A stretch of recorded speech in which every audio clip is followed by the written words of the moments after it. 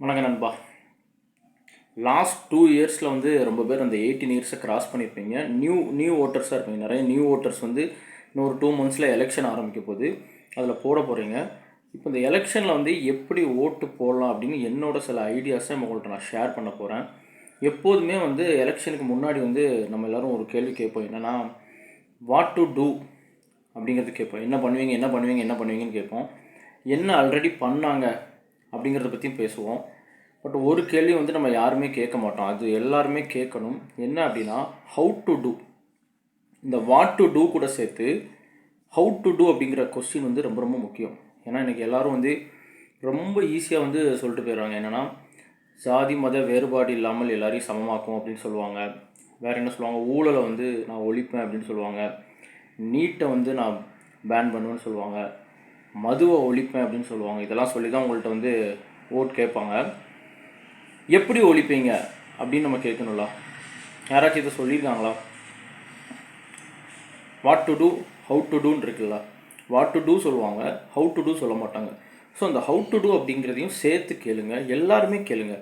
நான் எப்படி கேட்குறது அப்படின்னு நீங்கள் யோசிக்கலாம். எல்லோரும் இன்றைக்கி இருக்கிற காலகட்டத்தில் கேட்க முடியும். இன்றைக்கி நம்ம கையில் இன்றைக்கி வந்து ஒவ்வொருத்தரும் ஒவ்வொரு மீடியா. எல்லாருக்கும் ஒரு ஃபேஸ்புக் அக்கௌண்ட் இருக்குது, ஒரு இன்ஸ்டாகிராம் அக்கௌண்ட் இருக்குது, ஒரு ட்விட்டர் அக்கௌண்ட் இருக்குது. க்ரியேட் பண்ணலாம். நீங்கள் நினச்சா வந்து ஒரு யூடியூப் சேனல், ஒவ்வொருத்தரும் ஒரு யூடியூப் சேனல் க்ரியேட் பண்ண முடியும். அதில் இப்போ நான் போடுற மாதிரி எல்லோரும் சேர்ந்து போடுங்க. எல்லோரும் சேர்ந்து போடும்போது அதோட வேல்யூ அதிகம். கண்டிப்பாக அந்த கேள்வி அப்படிங்கிறது ரீச் ஆகும். ஓகேவா? ஸோ இந்த எலெக்ஷனில் வாட் டு டூ கூட சேர்த்து ஹவு டு டூ கேட்கணும். உங்களை நோக்கி ஓட் கேட்டு வராங்கன்னா வாட் டு டூ கேட்கணும், ஹவு டு டூ கேட்கணும். ஓகேவா? வாட் டிட் அப்படின்னு இருக்குல்ல, என்ன பண்ணீங்க அப்படிங்கிறதையும் கேட்கணும். இந்த 3 கொஸ்டினை நீங்கள் ஃபஸ்ட்டு கேட்கணும். இது ரொம்ப இம்பார்ட்டன்ட்.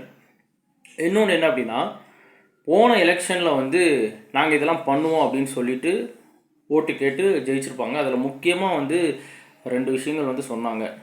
நீட் பேன், மது ஒழிப்பு அப்படிங்கிறது. இந்த 2 வந்து தமிழ்நாட்டில் நடந்திருக்கிறா அப்படின்னு சொல்லிட்டு கொஞ்சம் யோசிங்க. இது கூட சேர்ந்து இன்னும் நிறைய வாக்குறுதி கொடுத்துருப்பாங்க. அந்த வாக்குறுதிலாம் என்னென்னு எடுங்க. இன்றைக்கி நீங்கள் ஈஸியாக போய் கூகுளில் சர்ச் பண்ணலாம். அதில் எதெல்லாம் பண்ணியிருக்காங்க அப்படிங்கிற டேட்டாவும் உங்களால் எடுக்க முடியும். ஸோ இந்த 2 டேட்டாவை எடுத்து எதெல்லாம் பண்ணியிருக்காங்க, எதெல்லாம் பண்ணலை அப்படிங்கிற லிஸ்ட்டை எடுத்து உங்கள்கிட்ட ஓட் கேட்டு வரவங்கள்ட்ட சொல்லுங்கள். நீங்கள் போன எலெக்ஷனில் இதெல்லாம் சொன்னீங்க, இதெல்லாம் நீங்கள் பண்ணலை அப்படிங்கிறது நீங்கள் சொல்லணும். இது ரொம்ப முக்கியம். தென் ஓட் போடுறவங்களுக்கு ஒரு மென்டாலிட்டி இப்போ உள்ளவங்களுக்குலாம் இருக்குது. என்னென்னா, யாருக்காச்சும் இப்போ வந்து உங்களுக்கு ஒரு மோஸ்ட்லி வந்து நம்ம நாட்டில் ஒரு 2 கட்சிக்கு தான் மாற்றி மாற்றி போட்டுட்ருக்கோம். ஸோ வேறு யாராச்சும் ஒரு நியூ கம்மர்ஸ்க்கு வந்து நம்ம போடுறோம், இவங்க வந்தால் நல்லது பண்ணுவாங்க அப்படின்னு தோணுது அப்படின்னா ஒரு மைண்ட் வாஷ் ஒன்று பண்ணுவாங்க. என்ன பண்ணுவாங்க அப்படின்னா, அவங்களுக்கு போடாத அவங்க ஓட் வந்து வேஸ்ட்டாக போயிடும், ஸோ வின் பண்ணுற கட்சிக்கு போடு, உன்னோட ஓட்டை வேஸ்ட் பண்ணாத அப்படின்னு சொல்லிட்டு ஒரு மைண்ட் வாஷ் பண்ணுவாங்க. அப்படி கிடையாது.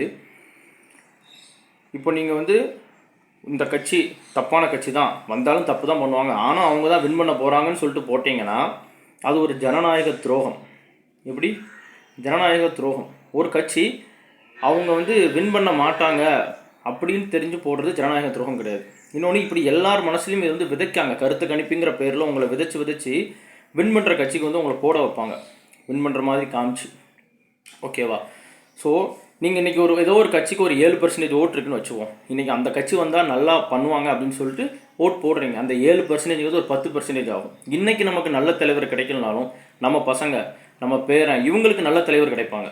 அதை நீங்கள் யோசிக்கணும். ஜெயிக்கிற கட்சிக்கு போடாதீங்க. யார் வந்தால் நல்லது பண்ணுவாங்கன்னு உங்களுக்கு தோணுதோ அவங்களுக்கு போட்டு பழகுங்க. இன்னொன்று, கண்டிப்பாக வந்து உங்களுக்கு அமௌண்ட் கொடுப்பாங்க ஓட்டுக்கு. ஸோ அமௌண்ட் கொடுத்து ஓட்டை கேட்பாங்க. இதில் நிறைய பேர் என்ன அப்படின்னா, ஒரு ஓட்டுக்கு அமௌண்ட் கொடுக்குறதே ஒரு பெரிய ஊழல். அது தெரிஞ்சு தான் எல்லோரும் வாங்குறீங்க, யாரும் தெரியாமல் வாங்கலை. ஆனால் அவன் ஊழல் பண்ணுறாங்க நம்மகிட்ட.